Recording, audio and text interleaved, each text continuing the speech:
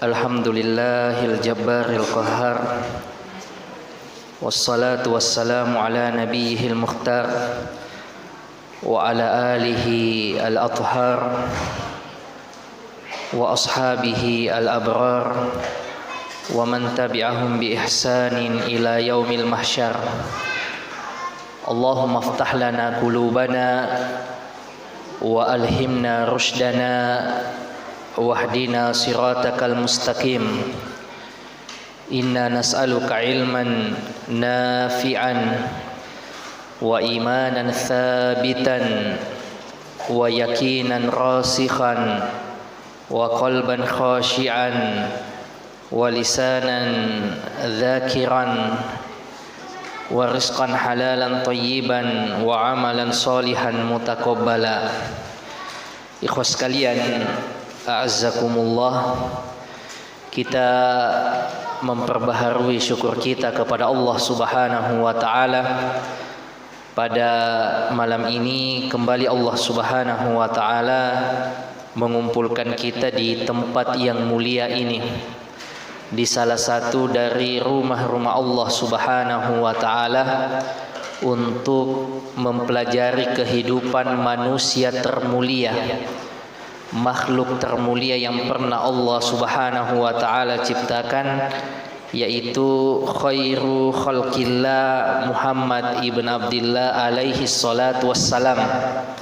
Pada pertemuan sebelumnya kita sudah membahas bagaimana perjalanan hijrah Rasulullah sallallahu alaihi wasallam dari kampung halamannya Makkah Al-Mukarramah berhijrah menuju ke Yathrib atau Al-Madinah An-Nabawiyah, Al-Madinah Al-Munawwarah. Jamaah sekalian, a'azzakumullah, sedikit banyaknya ada perbedaan yang mendasar antara komposisi sosial yang ada di Mekah dan Madinah. Ya, civil society-nya itu sangat berbeda. Kalau di Mekah itu hitam putih, mukmin kafir, hitam dan putih. Orang beriman menjadi pengikutnya Rasulullah sallallahu alaihi wasallam, sementara orang-orang yang tidak beriman, yaitu para musyrikun, menjadi pengikutnya Abu Jahal, Abu Lahab, Utbah bin Rabi'ah dan yang lainnya.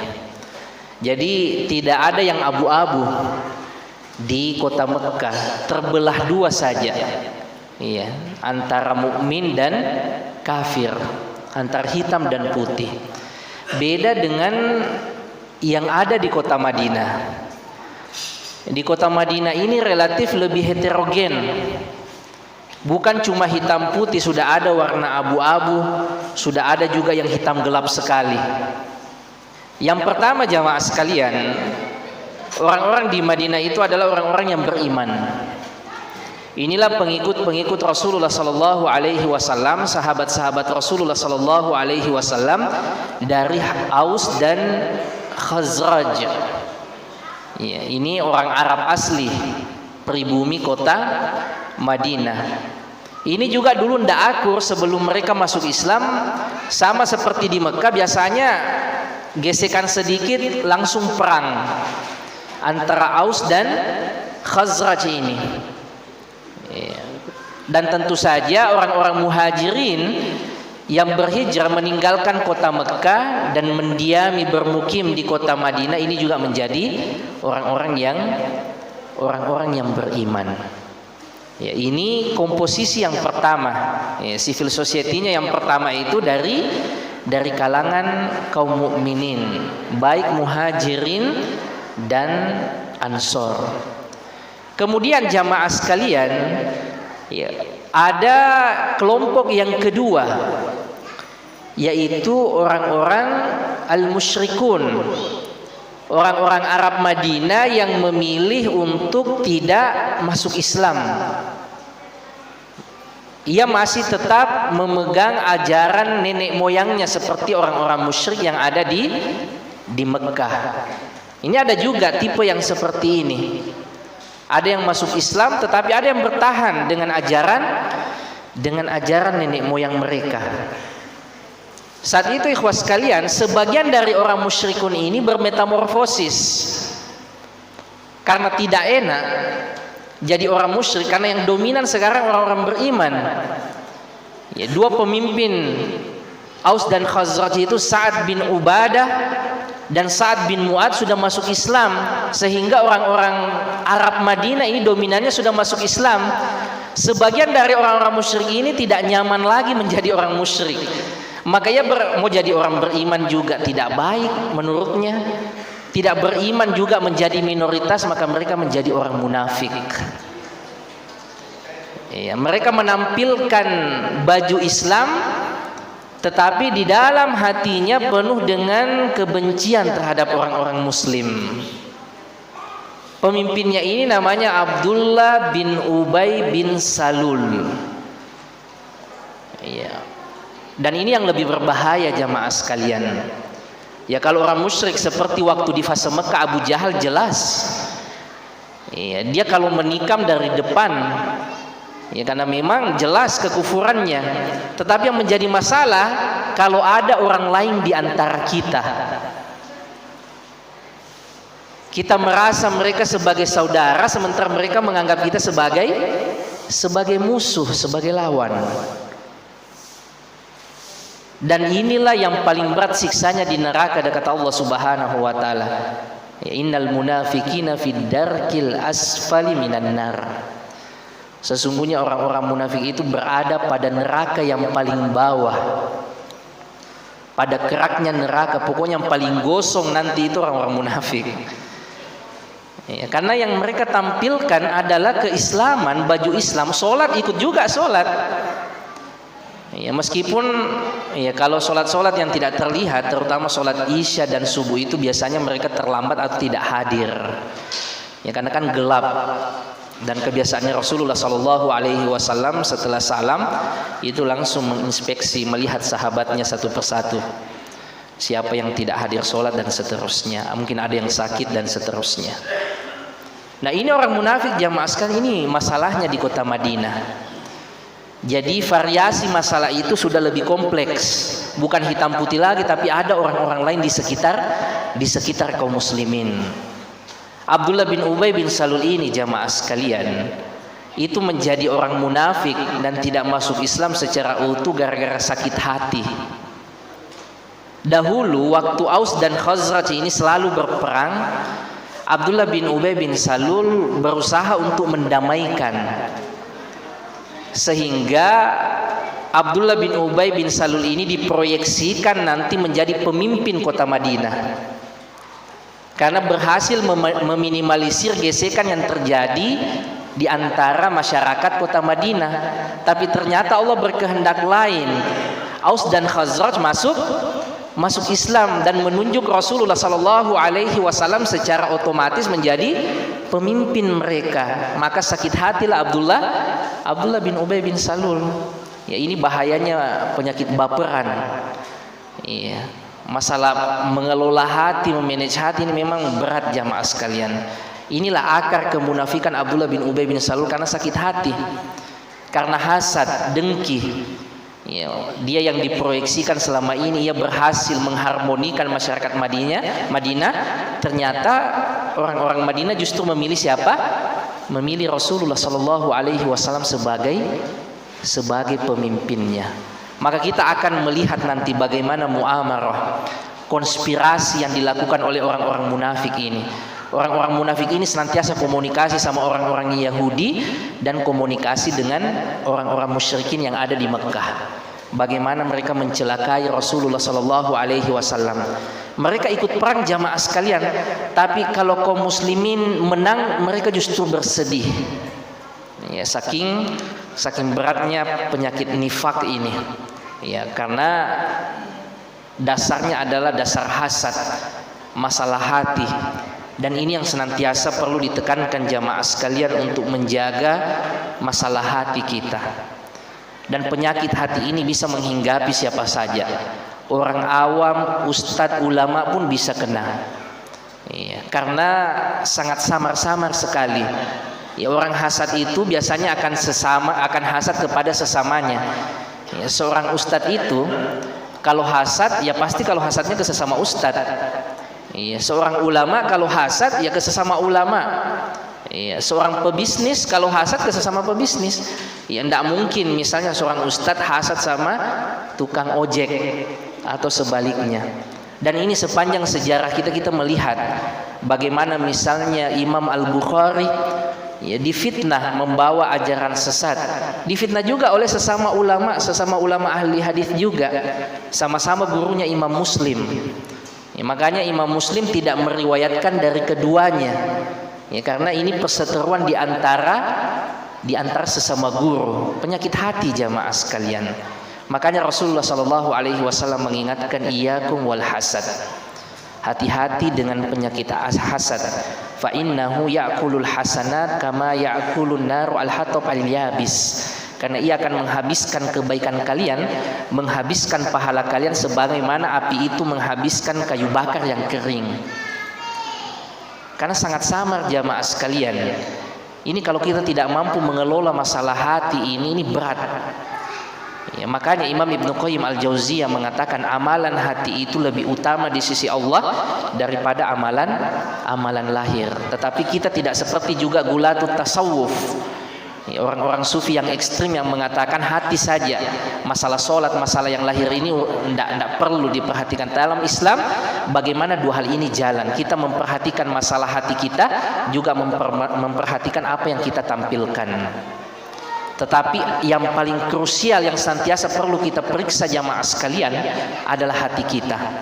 Ya, kita pernah menyebutkan dalilnya Imam Ibnu Qayyim mengatakan bahwa masalah hati itu lebih krusial daripada masalah lahir adalah hadis Rasulullah SAW yang diriwayatkan oleh Imam Abu Daud. Tatkala Rasulullah SAW menjelaskan tentang seorang pemuda yang dijamin masuk surga. Rasulullah kumpul seperti ini dengan sahabatnya mengatakan yatlu'ul an rajulun min ahlil jannah. Akan lewat di dekat kita ini salah seorang penghuni surga. Ternyata anak muda. Kedua kalinya Rasulullah mengatakan akan lewat salah seorang dari penghuni surga. Ternyata orang yang sama. Ke hari ketiga kembali Rasulullah mengatakan yang demikian jamaah sekalian, ternyata orang yang sama. Berarti pasti orang ini akan masuk surga. Karena di dalam akidah kita, akidah ahli sunnah wal jamaah, tidak ada orang yang bisa dipastikan masuk surga bagaimanapun baiknya kecuali orang-orang yang pernah dijamin oleh Rasulullah.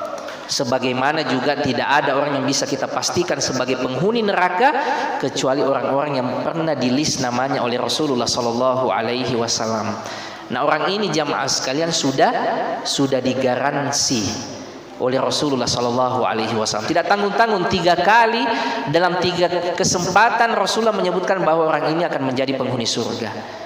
Abdullah bin Amr bin Aus, sahabat Rasulullah yang paling banyak mencatat hadis ini, penasaran meneliti apa amalan istimewa orang ini.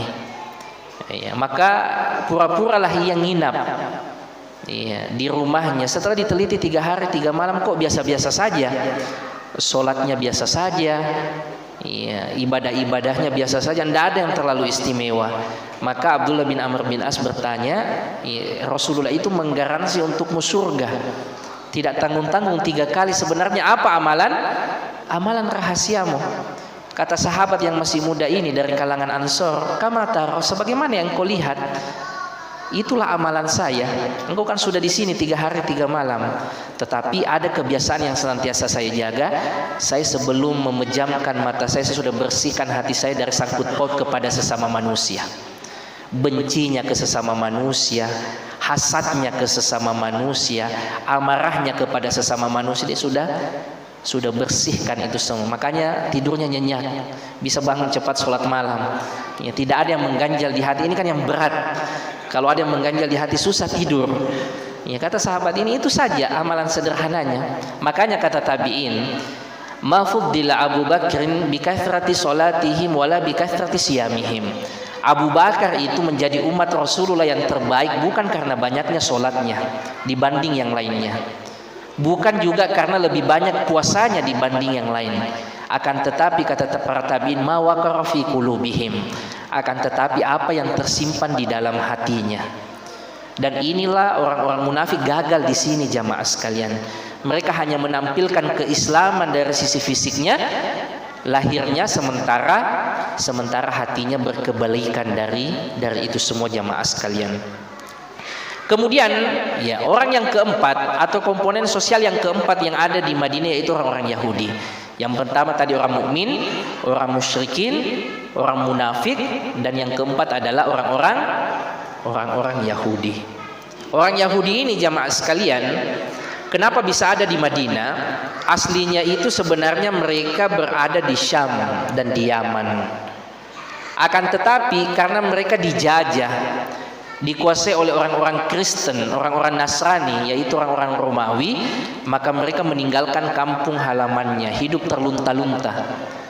Ya, mereka membaca di Alkitab mereka bahwa nabi, penutup para nabi itu akan hadir fi ardin nakhl, di tempat yang banyak kurmanya. Ya, maka mereka mengatakan takalami, kita juga tidak bisa tinggal di kampung kita karena dijajah, maka mari kita cari tempat yang banyak kurmanya. Ya, setelah dicari ternyata Madinah itu, dan tinggallah mereka di Madinah menunggu sekian ratus tahun. Ya, jangan-jangan nanti anak mereka yang menjadi nabi, karena kecenderungannya selama ini nabi itu banyak dari Bani Israel, banyak dari darah mereka, maka mereka mau merekayasa hal itu, tinggal di Madinah, mudah-mudahan anaknya nanti yang lahir sebagai nabi. Mereka tunggu sekian tahun, ya, kok tidak ada, belum lahir juga. Ya, sampai kemudian lahirlah Rasulullah Shallallahu Alaihi Wasallam dan berhijrah ke Madinah. Ya, mereka penasaran, ya, karena mereka tahu betul tanda-tanda kenabian itu di dalam Alkitab, di dalam Taurat. Kalau orang Nasrani di dalam Injil. Allah kan mengabadikan tentang mereka, alladzina atainahumul kitaba ya'rifunahu kama ya'rifuna abna'ahum. Orang-orang ahlu kitab itu mengenali Nabi Muhammad bahwa inilah yang selama ini kita tunggu-tunggu, sebagaimana mereka mengenali anak-anak mereka. Ya, saking taunya mereka kebenaran, ya, saking bisanya mereka membaca tanda-tanda kenabian. Akan tetapi jamaah sekalian, lagi-lagi masalah hasad, lagi-lagi masalah hati. Ternyata Nabi ini bukan lahir dari darah mereka, tapi lahir dari Bani Ismail, bukan dari Bani Israel, bukan dari Bani Ishak. Maka mereka menolak. Anggapan mereka apa jamaah sekalian? Kita ini kan keturunan Sarah, sementara mereka keturunan Hajar. Hajar itu dulu adalah budaknya siapa? Budaknya Sarah. Ya, ini juga ternyata akarnya ini masalah poligami jamaah sekalian, masalah kecemburuan.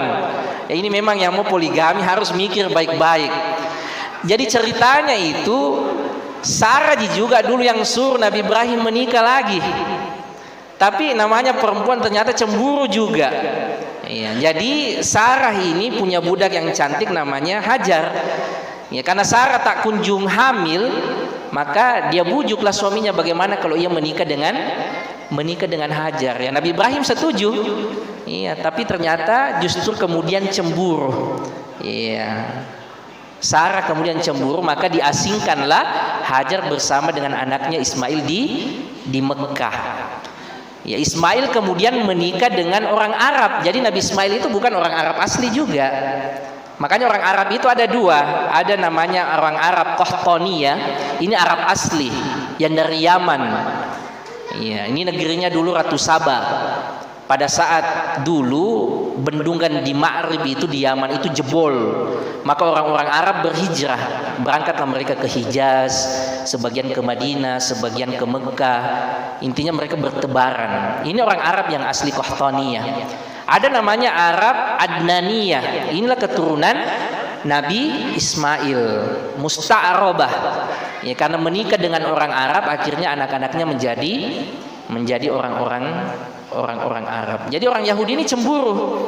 Ya, sakit hati. Kenapa justru Allah memilih Nabi dari keturunan Hajar yang dulu adalah budak dari ibu mereka, yaitu Sarah. Mereka merasa darah mereka lebih mulia, sehingga mereka menolak untuk menerima kerasulan Rasulullah Sallallahu Alaihi sallallahu alaihi wasallam. Mereka merasa darah mereka lebih mulia, dan inilah hakikat kesombongan. Batarul haq wa ghamtun nas, menolak kebenaran yang sudah jelas-jelas benar dan menganggap remeh orang lain. Di dalam agama kita yang menjadi ukuran kemuliaan itu adalah ketakwaan. Siapa yang bertakwa, siapa yang lebih dekat dengan Allah Subhanahu wa taala, itulah yang lebih mulia di sisi Allah Subhanahu wa taala. Bukan diukur dari strata sosial, bukan diukur dari harta, akan tetapi ketakwaan. Ini yang menyebabkan kemudian orang Yahudi ini gengsi, jamaah sekalian. Dan itu sudah diceritakan oleh istri Rasulullah sallallahu alaihi wasallam dari keturunan Yahudi. Siapa istri Rasulullah yang keturunan Yahudi? Siapa? Sofia bintu siapa? Bintu Akhtab. Ya, bintu Huyai bin Akhtab. Ya, Sofia bintu Huyai ini, jamaah sekalian, ini menceritakan bagaimana dulu orang Yahudi waktu Rasulullah awal hijrah, mereka menyelidiki Rasulullah sallallahu alaihi wasallam. Kata beliau yang diriwayatkan oleh Imam Ibnu Hisham yang beliau kutip di dalam sirahnya, kuntu ahabba waladi abi ilaihi wa ila ammi Abi Yasir. Kata Sofia, ibunda kita Sofia, saya ini merupakan anak yang paling dicintai oleh ayah saya, yaitu Huyai bin Akhtab, dan paman saya Abu Yasir bin Akhtab. Saat Rasulullah sallallahu alaihi wasallam datang ke Kuba, baru masuk ke kota Madinah, maka ayahku, kata Sofia, pagi-pagi sekali sudah ketemu dengan Abu Yasir pamanku. Ia memilih untuk berangkat pagi hari itu menuju ke Kuba untuk menyelidiki orang yang baru datang dari Mekah itu yang bernama Muhammad. Dan tidaklah ia pulang kecuali matahari sudah terbenam. Jadi seharian dia teliti orang ini, apakah betul orang ini adalah nabi yang sesuai dengan di Alkitab. Ya, kemudian tatkala matahari sudah terbenam, kembalilah siapa? Huyai bin Akhtab dan Abu Yasir ini ke kota Madinah. Ya. Kemudian Abu Yasir bertanya kepada saudaranya, ya, Huyai bin Akhtab ini mengatakan ahua. Ya, kalau bahasa kita ini Mikain yang ditunggu. Ya, ahua. Kata Huyai bin Akhtab, na'am wallah, demi Allah inilah yang sebenarnya kita tunggu selama ini. Ya. Kemudian ditanya lagi, ya, sama siapa? Sama Abu Yasir. Dia bertanya kepada Huyai ini, fama fi nafsika minhu, kalau begitu bagaimana sikap kita? Ya, engkau tahu sendiri, ternyata inilah orang yang ditunggu-tunggu, tapi ternyata bukan dari darah kita, bukan dari keluarga kita, bukan dari bangsa kita. Maka kata Huyai bin Akhtab, adawatuhu wallahi ma baqitu, kita tetap akan memerangi, memusuhi selama kita masih hidup. Ya, ini bahayanya orang Yahudi. Orang Yahudi itu cerdas, ya, pintar, akan tetapi egoismenya yang tinggi, kesombongannya yang tinggi, akhirnya membutakan mata hatinya, jamaah sekalian. Ya, ia sampai bersumpah, wallahi na'am, demi Allah inilah yang selama ini kita tunggu. Setelah ditanya terus bagaimana Mi? Sampai saya masih hidup kita tetap harus memusuhinya. Ya, dan orang Yahudi ini dulu di Madinah, jamaah sekalian, mereka lah yang menguasai perekonomian. Pendatang, tetapi mereka yang menguasai perekonomian, karena mereka cerdas. Rata-rata mereka diberi oleh Allah Subhanahu wa taala itu kecerdasan. Ya, sampai sekarang kan, ya, ekonomi, media, ya, dan yang lainnya itu dikuasai oleh orang-orang Yahudi. Akan tetapi justru karena kesombongan ini, mereka kemudian buta mata hatinya, jamaah sekalian, azzakumullah. Padahal mereka mengenali kebenaran. Ya, di masa Salman Al-Farisi, ya, ketika belajar Alkitab dari Majusi, kemudian belajar Alkitab, ya, di suatu tempat itu beliau bertanya kepada gurunya yang sudah sekarat, sudah mau meninggal. Salman bertanya kepada gurunya, terus di mana lagi nanti saya belajar kalau engkau sudah meninggal wahai guruku? Ya, kata gurunya di Amurai ini, ia mengatakan tidak ada lagi Tidak ada lagi ahlul kitab yang seperti kita ini. Maksudnya yang tidak terdistorsi ajarannya. Tapi carilah penutup para nabi yang akan hadir di tempat yang banyak kurmanya. Makanya Salman Al-Farisi itu keliling dan ujung-ujungnya ketemu nanti dengan Nabi di Madinah. Dan tidak langsung Salman Al-Farisi itu beriman, sebagaimana ia pelajari di Alkitab. Itu dia periksa fisik Rasulullah, tentang tanda-tanda kenabian di punggung beliau, isyarat-isyarat kenabian yang pernah ia pelajari, baru kemudian ia beriman. Jadi ahlul kitab memang tahu tanda-tanda kenabian ini, jamaah sekalian. Tapi ada orang Yahudi atau ulamanya orang Yahudi yang memilih masuk Islam saat pertama kali ketemu dengan Rasulullah di Kuba. Ada yang tahu namanya? Sahabat Rasulullah yang mantan pemimpin Yahudi, mantan ulama Yahudi. Namanya siapa? Abdullah bin Salam. Ya, Abdullah bin Salam ini orang cerdas, orang Yahudi, pemimpin Yahudi, alimul Yahud, ya, orang pintarnya Yahudi. Saat itu jamaah sekalian ketemu dengan Rasulullah Sallallahu Alaihi Wasallam persis dengan yang dipelajari di Alkitab, bahwa semua tanda-tanda kenabian ada pada diri Rasulullah Sallallahu Alaihi Wasallam. Tetapi belum mau beriman sampai kemudian ia verifikasi dengan 3 pertanyaan Abdullah bin Salam yang fenomenal. Yang pertama, pertanyaan Abdullah bin Salam, bagaimana tanda-tanda kiamat itu? Karena mereka sudah pelajari ini di Alkitab. Kemudian pertanyaan kedua, hidangan apa yang menjadi makanan pertama nanti orang di surga? Ya, ini semuanya pertanyaan gaib. Yang pertama apa? Tanda-tanda kiamat yang masih akan terjadi di depan. Kemudian hidangan pertama yang akan dimakan oleh penduduk ahli surga. Yang ketiga, pertanyaan yang sifatnya saintik. Kenapa kalau ada bayi lahir kadang-kadang ada yang mirip keluarga bapaknya, kadang-kadang ada yang mirip keluarga ibunya? Ya, ia ingin menguji, karena orang Yahudi ini orang cerdas. Dia ingin menguji, jangan sampai saya beriman sama orang yang salah. Abdullah bin Salam ini kan ulamanya Yahudi, pemimpinnya orang Yahudi. Maka dijawab oleh Rasulullah. Rasulullah kemudian mengatakan, akhbaroni Jibrilu anifa. Jibril baru saja mengabarkan jawabannya kepadaku. Kaget Abdullah bin Salam, karena Jibril ini orang yang paling dimusuhi oleh orang Yahudi. Kenapa? Karena dia mengira Yahudi ini salah alamat kasih wahyu. Sama dengan orang Syiah, Gulatus Syiah yang mengatakan harusnya kepada Ali tetapi kepada Muhammad. Makanya orang Yahudi benci sekali dengan Jibril. Dengan itu Abdullah bin Salam mengatakan, dzaka adul Yahud. Malaikat itu, Jibril itu adalah musuhnya orang-orang Yahudi. Rasulullah mengatakan, baru saja Jibril mengatakan kepadaku. Dijawablah oleh Rasulullah Sallallahu Alaihi Wasallam, tanda-tanda kiamat itu, kata Rasulullah Sallallahu Alaihi Wasallam, nanti akan ada api besar di daerah timur yang membuat orang semua bergeser ke arah barat. Adapun hidangan pertama yang akan dimakan oleh penduduk ahli surga adalah hati ikan paus, kata Rasulullah Sallallahu Alaihi Wasallam. Ada yang pernah makan hati ikan paus? Saya belum pernah. Kalau belum pernah di dunia, mudah-mudahan di surga nanti. Ya, tapi tentu saja beda dengan apa yang di dunia dengan apa yang di surga. Ini sebagaimana penjelasan ulama kita.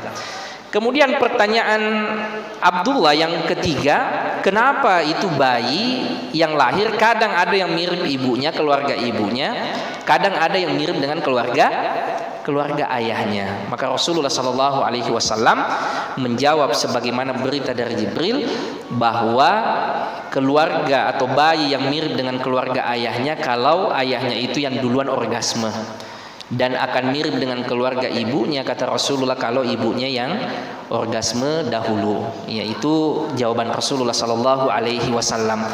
Kemudian Abdullah bin Salam masih meneliti, ia mendengarkan ajaran Rasulullah yang istimewa, yaitu tatkala Rasulullah Sallallahu Alaihi Wasallam mengatakan, ya ayyuhan nas, wahai sekalian manusia, afsyus salam, tebarkanlah salam, wasilul arham, dan jalinlah tali silaturahmi, wat'imut ta'am, dan berikanlah makan kepada orang-orang yang butuh. Wasallu bil laili wan nasu niyam, dan salatlah di malam hari tatkala manusia-manusia lagi tidur. Tadkhulul jannata bisalam, maka engkau akan masuk ke dalam surga dengan selamat. Abdullah bin Salam ini sangat takjub dengan ucapan Rasulullah ini. Bagaimana ajaran Rasulullah ini mengawinkan antara kesolehan sosial dan kesolehan individual. Rasulullah menyebutkan 3 kesolehan sosial: menyebarkan salam, ya, kemudian memberikan makan kepada orang yang butuh, dan yang ketiga, menjalin tali silaturahmi. Baru kemudian Rasulullah tutup dengan 1 kesolehan individual, yaitu sholat malam di saat orang lagi tidur. Ya, Rasulullah menyampaikan 3 kesolehan sosial dan 1 kesolehan individual. Maka ini yang perlu dijaga, ikhwas sekalian. Ya, jangan sampai kita rajin di saf pertama, tetapi kita alfa kalau ada bakti sosial. Iya, atau sebaliknya, ya, kalau bakti sosial rajin tapi tidak pernah kelihatan di masjid, ini juga salah. Akan tetapi bagaimana 2 kesolehan ini senantiasa perlu untuk kita jaga. Ya, kita jaga individu kita, ibadah-ibadah kita, juga peran serta kita kepada masyarakat. Ada yang butuh makanan, maka kita bantu. Kalau kita juga tidak mampu, kita bagaimana menggalang kegiatan untuk membantu mereka. Kemudian jamaah sekalian azakumullah, ya, ini terakhir yang pertama kali dilakukan oleh Rasulullah sallallahu alaihi wasallam tatkala sampai di kota Madinah, yaitu membangun masjid. Ya, sebelum masuk ke kota Madinah, Rasulullah sudah membangun masjid di mana? Di Quba, yang kita sudah sebutkan kemarin keutamaannya. Masuk di dalam kota, Rasulullah sallallahu alaihi wasallam memerintahkan untanya untuk memilih tempat. Karena diperebutkan oleh sahabat, kata Rasulullah sallallahu alaihi wasallam mengatakan, berikan kesempatan kepada untaku ini untuk memilih tempat, karena sesungguhnya ia diberi petunjuk oleh Allah Subhanahu wa taala. Ada yang kenal nama untanya Rasulullah? Namanya Qaswa. Jadi Rasulullah itu senantiasa membangun optimisme. Bahkan hewan tunggangannya pun selalu diberi nama yang positif. Qaswa artinya cepat, dan unta ini sangat fenomenal sekali. Ya, inilah unta yang dipakai oleh Rasulullah sallallahu alaihi wasallam berhijrah. Ini juga yang dipakai Rasulullah sallallahu alaihi wasallam waktu perang Badar. Ini unta yang dipakai pada waktu peristiwa Fathu Makkah dan peristiwa perjanjian Hudaybiyah. Ya, unta ini betul-betul unta yang penuh dengan berkah. Rasulullah membelinya 400 dirham dari Abu Bakar. Saat akan hijrah, sebenarnya Abu Bakar mau memberikan cuma-cuma kepada Rasulullah, menghadiahkan, tetapi Rasulullah meminta untuk dibeli. Ya, karena Rasulullah tahu membaca keadaan orang. Ini orang akan hijrah, butuh uang dan seterusnya, maka Rasulullah menghargai dengan harga yang layak, 400 dirham. Ini satu-satunya unta yang Rasulullah naiki dan beliau mendapatkan wahyu di atasnya. Iya, namanya Qaswa. Dibeli oleh Rasulullah sallallahu alaihi wasallam pada usia 4 tahun. Meninggal mati unta ini pada usia 15 tahun. Saat Rasulullah sallallahu alaihi wasallam meninggal, wafat beliau di awal-awal kepemimpinan Abu Bakar, unta ini bersedih, tidak mau makan. Saat Rasulullah wafat, akhirnya ia pun meninggal, menyusul tuannya. Unta inilah yang memilih lahan Masjid Nabawi yang kita kenal sekarang. Ya, bersama dengan rumah Rasulullah yang berdempet dengan Masjid Nabawi itu. Kebetulan pemilik Bani Najjar, keluarga Rasulullah, dari jalur neneknya, yaitu ibu dari Abdul Muttalib. Masih ingat? Ya, ibu dari Abdul Muttalib yang orang Madinah, namanya siapa? Salma bintu Amr. Rasulullah membeli yang lahannya itu, sebagian masih ada kuburan kaum musyrikin, sebagian pohon-pohon kurma, sebagian sisa-sisa bangunan.